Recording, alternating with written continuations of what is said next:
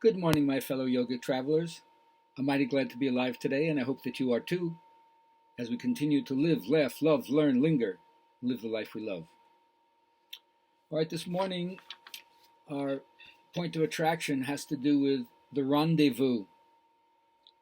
Do you live a life where you expect things to go your way? Do you choose how you want to vibrate? Do you allow the law of attraction to be your ally? Are you willing to uplift yourself? Do you realize there are endless resources waiting to line up to assist you? Do you know how to summon your own life force forward? Do you know how to bring yourself to a crescendo of feeling good? Are you able to be unfazed by your own contradictions and life's contradictions? Well, if you are, then it'll be easy for you to say this affirmation. The law of attraction is my ally. I deliberately choose how I vibrate. I bring myself to a crescendo of feeling good, and I summon life force forward. Endless resources constantly line up to serve me.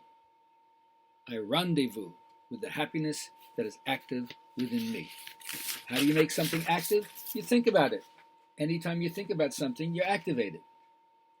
If you continue to think about it, it'll become dominant and eventually will out in your life. Joseph Campbell has been a very important mentor for me. He taught me to continue to have faith in myself and not in the monolithic system. He taught me to continue to respect and pay attention to, which means therefore obey, the instinct of life. That spirituality is the bouquet of natural life. It's not a supernatural grace added unto it. To accept the fact that life is horrific, and that's the mystery. To say yes, which is the burning point of all, because love is also filled with sorrow. It's a part of life. There's no way around it. And myth can, to some extent, tell you how to begin to interpret this and deal with it. Language is not up to the occasion, which is why I always say poetry, fairy tales, mythology, dream work. Those are the suggestions from beyond, which can't be measured, but which really give you a certain sense of meaning in life. I've always loved the yoga path, the inward marga, right? As they say, you follow the tracks of the animal back to its den, which means to your own heart.